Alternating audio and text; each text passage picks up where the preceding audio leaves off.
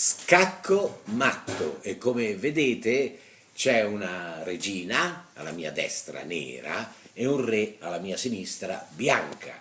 Come mai è la regina che fa scacco matto al re?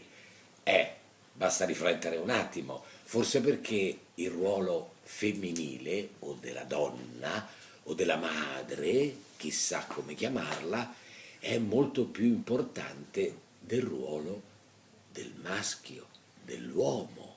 È una riflessione che vi regalo nel quinto, mi pare, giorno o quarto, non mi ricordo più, di riposo, riposo, riposo, riposo, riposo, riposo.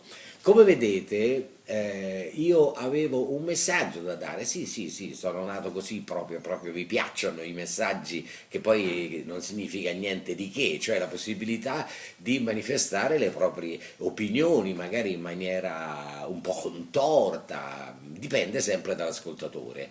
E il messaggio è che il primo giorno ero con la divisa della Roma e i laziali hanno rosicato, per usare un termine intellettuale.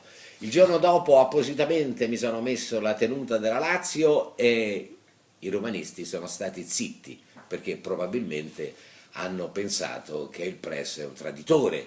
Ma eccoci qua alla soluzione di questo enigma straordinario tra il re e la regina, il Barcellona. Questo forse significa che l'abito non fa il monaco, ma anche la maglietta non fa il tifoso.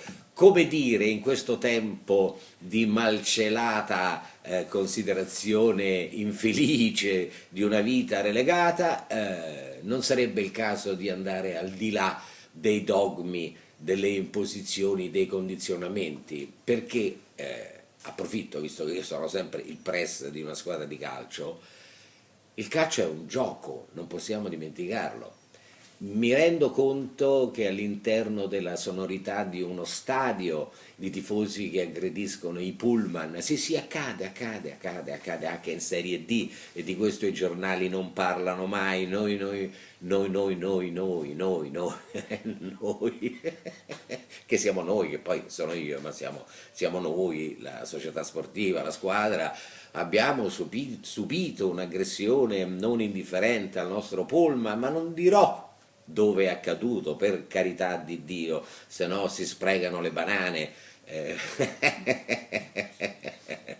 Ma signori, io sarò brevissimo, anche perché ho visto che la prima volta che ho parlato c'era un quad che non è una razza canina, è una quantità di scatti, e il secondo giorno di meno, quindi vale a dire che nonostante l'apartheid, l'impossibilità di fare delle cose, l'attenzione cala, cala, no signori, non fate calare l'attenzione, altrimenti saremo sempre sotto scacco, e anche questo è allegorico, sta a significare qualcos'altro, è un po' come le magliette, il press in questo è un pochino briccone. E non dimentichiamoci che siamo alle soglie di qualcosa che potremmo definire il the day after. L'inizio di cosa? Di una virtuale apocalisse esistenziale all'interno di un condensato di pandemie emotive, perché di questo forse dovremmo parlare. Il discorso è ampio, ma come sempre il press non vuole dire tante cose, anche se le dice, non dicendole, e mi raccomando, questo è un motivo importante per comprendere le nostre relazioni come sono realmente. Parlo papino, mammina, figliotto, suocerina, cognatoccio, cognatoccio è un eufemismo, no, è un neolo, un neoleo, un neoleo,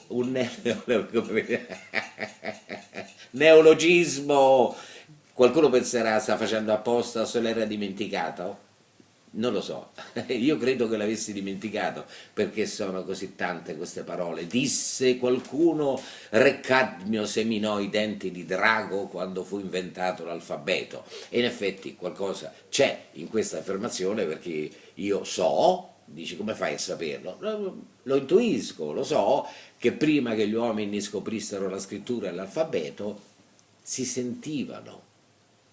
E allora che questa epidemia pandemica ci possa donare un sentire diverso fra di noi, fra tifosi, al di là del razzismo, al di là delle beghe di paese, al di là dei tradimenti, al di là delle vendette.